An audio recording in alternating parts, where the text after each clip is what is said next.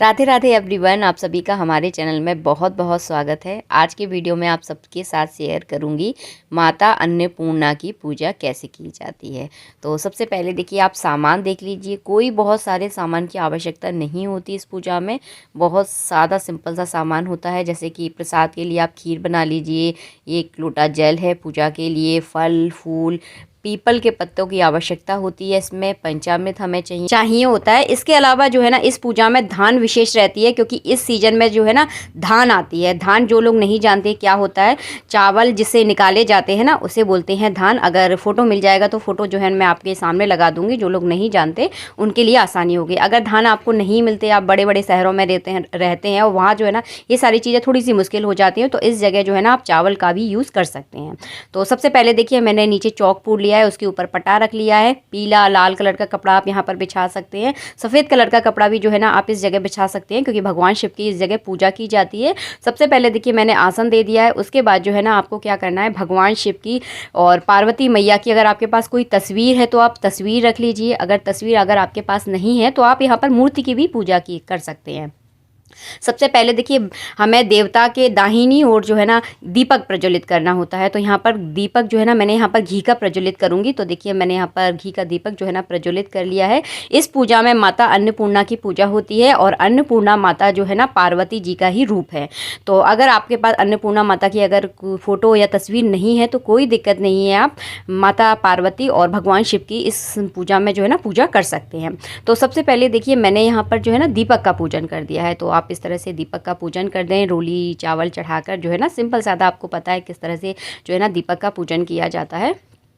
तो सबसे पहले जो है ना हमने यहाँ पर दीपक का पूजन कर दिया। उसके बाद जो है ना, अगर आपके पास भगवान शिव की इस तरह की मूर्ति है, और हाँ, गणेश जी की मूर्ति की भी इसमें आवश्यकता होती है, क्योंकि कोई भी पूजा हो सबसे सर्वप्रथम जो है ना गणेश जी का पूजन ज़रूर किया जाता है। अगर आपके पास मूर्ति है तो इस तरह से देखिए, उन्हें स्नान ज़रूर कराएं। अगर बेलपत्र है तो नीचे बेलपत्र का आसन देकर भगवान शिव को यहाँ पर विराजमान करें। मेरे पास आज बेलपत्र नहीं थे, इसलिए मैंने थोड़े से चावल और फूलों का आसन जो है ना यहाँ पर भगवान शिव को दिया है। और यहीं पर जो है ना मैं गणेश जी की स्थापना कर दूंगी, और यहीं पर जो है ना पार्वती माता को यहाँ पर विराजमान कर दूंगी।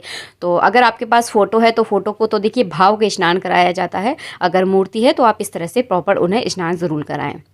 इसके बाद जो है ना सबसे पहले सभी देवी देवताओं का हम मन में ध्यान करेंगे। गणेश जी का, पार्वती माता का, भगवान शिव का ध्यान करके जो है ना फूल चढ़ा देंगे।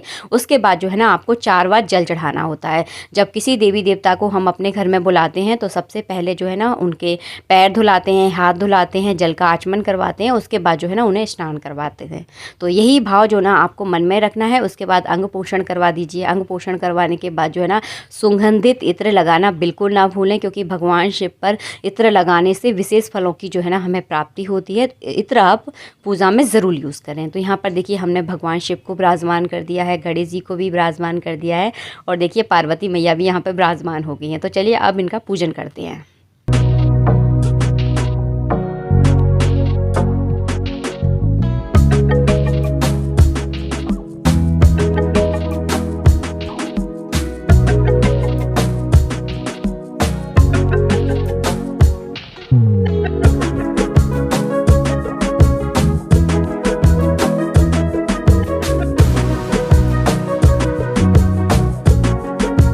तस्वीर को आप ना गीले कपड़े से आप ज़रूर पोंछ दें, क्योंकि तस्वीर पर भी जो है ना धूल थोड़ी सी चिपक जाती है। तो मेरी तस्वीर भी थोड़ी सी मुझे गंदी लग रही थी, तो यहाँ पर मैंने गीला कपड़ा किया है, और इससे जो है ना अच्छे से मैं तस्वीर को साफ़ कर दूँगी।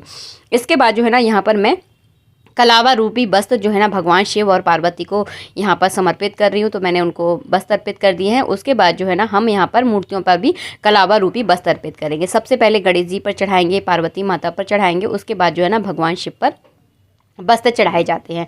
2-2 वस्त्र जो है ना हमेशा अर्पण करना चाहिए हमें। एक धोती, दूसरा है दुपट्टा। इसके बाद जो है ना गणेश जी को आप जनेऊ ज़रूर चढ़ाएं, और हाँ, भगवान शिव को भी ज़रूर जनेऊ जो है ना आपको ज़रूर चढ़ाना है। तो इस तरह से देखिए, हमने यहाँ पर जनेऊ अर्पित कर दिए हैं। और उसके बाद जो है ना हम यहाँ पर चंदन का और रोली का यहाँ पर टीका लगाएंगे। भगवान शिव को आप चंदन का टीका लगाएं, और गणेश जी को भी जो है ना चंदन का ही टीका लगाया जाता है। माता पार्वती को जो है ना आप रोली का तिलक करें।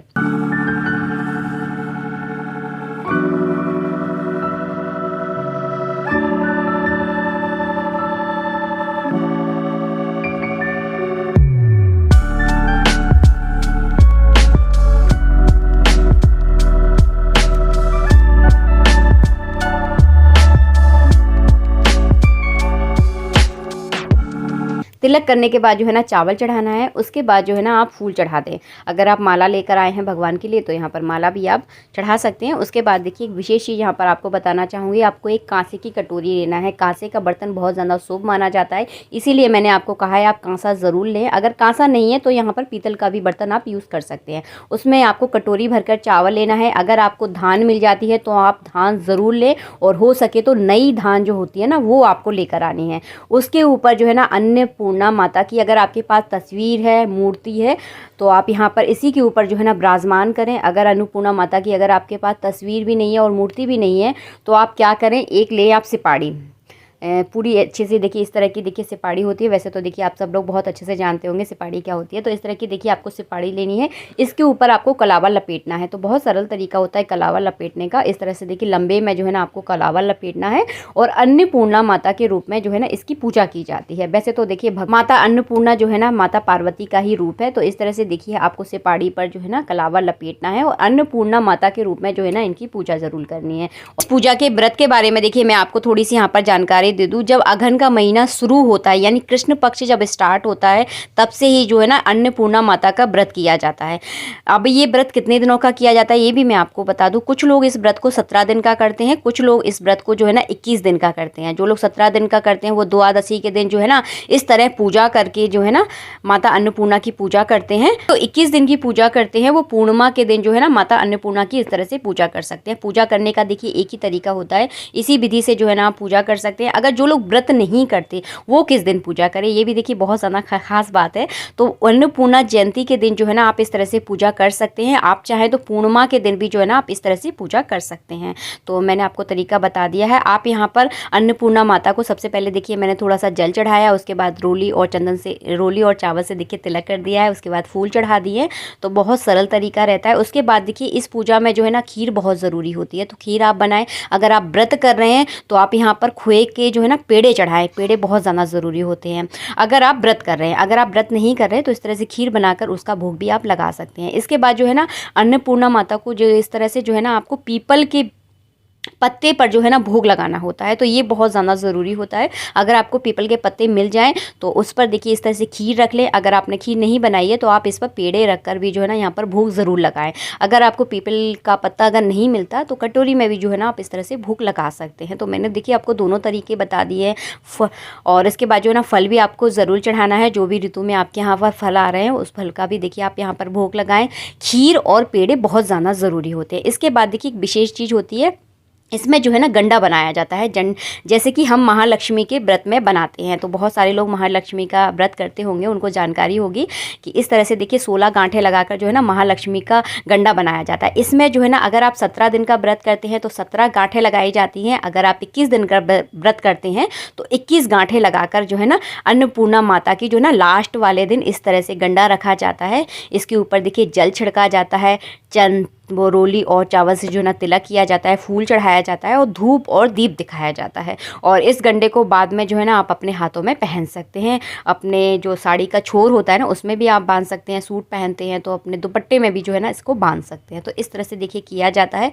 लास्ट वाले दिन जो है ना इस तरह से पूजा की जाती है। जो लोग व्रत करते हैं वो डेली जो है ना अन्नपूर्णा माता की पूजा करते हैं। और डेली का भी बहुत सरल तरीका होता है। इस तरह से कांसे की कटोरी में अन्नपूर्णा माँ की आप स्थापना कर लीजिए और डेली जो है ना उन्हें टीका चंदन लगा दीजिए और फूल वगैरह जो है ना चढ़ाना होता है। डेली उनकी आरती करनी होती है। इस तरह से जो है ना किया जाता है। तो डेली की तो बहुत सरल पूजा होती है। और जिस दिन आप लास्ट पूजा करते हैं उस दिन जो है ना आप इस विधि से पूजा कर सकते हैं। इसके बाद जो है ना आरती की जाती है। आरती से पहले जो है ना कथा कही जाती है अन्नपूर्णा माता की। तो आपको कथा नहीं आती तो कथा की पुस्तक जो है ना आपको आसानी से मार्केट में मिल जाएगी। तो आप अपने सीधे हाथ में कुछ दक्षिणा ले लें, एक फूल ले लें, थोड़े से चावल ले लें। उसके बाद जो है ना अन्नपूर्णा माता की आप कथा कहें तो आपको बहुत सारी चीज़ों की जानकारी हो जाएगी कि अन्नपूर्णा माता का व्रत क्यों किया जाता है। अगर आप इस व्रत को करते हैं तो आपका जो घर होता है धन धान से परिपूर्ण होता है। किसी भी चीज़ की आपके घर में कभी कोई कमी नहीं रहती। और अन्नपूर्णा माता तो आपको पता है अन्न की देवी हैं, तो आपके घर में कभी भी खाने पीने की कभी कोई कमी नहीं रहेगी। हरे हरे महादेव एकानन चतुनानन पंचान।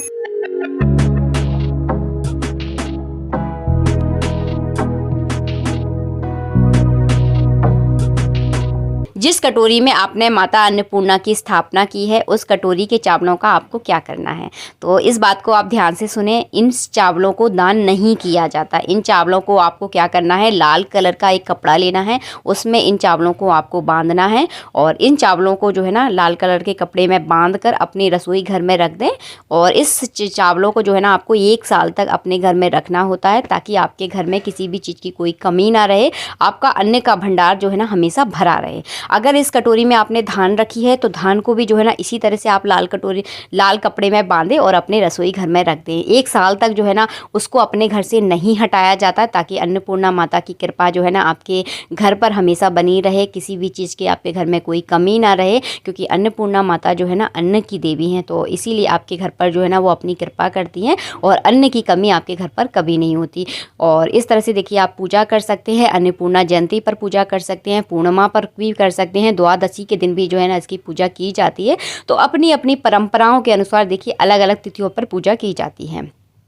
तो इस तरह से आप पूजा करें। और जिस दिन जो है ना अन्नपूर्णा जयंती होगी उसकी डेट जो है ना मैं डाल दूंगी कम्युनिटी पोस्ट पर, और आप लोगों को बता ही देती हूँ जब भी कोई त्यौहार होता है। और मिलूंगी आप लोगों से नेक्स्ट वीडियो में। वीडियो पसंद आया है तो वीडियो को लाइक ज़रूर करें और कमेंट भी मुझे ज़रूर करें। अगर कोई चीज़ अगर आपको समझ में नहीं आती तो आप बेझिझक होकर जो है ना पूछ सकते हैं। जब भी मैं फ्री होती हूँ आप सभी के रिप्लाई देने की पूरी कोशिश करती हूँ। जय श्री राधे मित्रों, राधे राधे।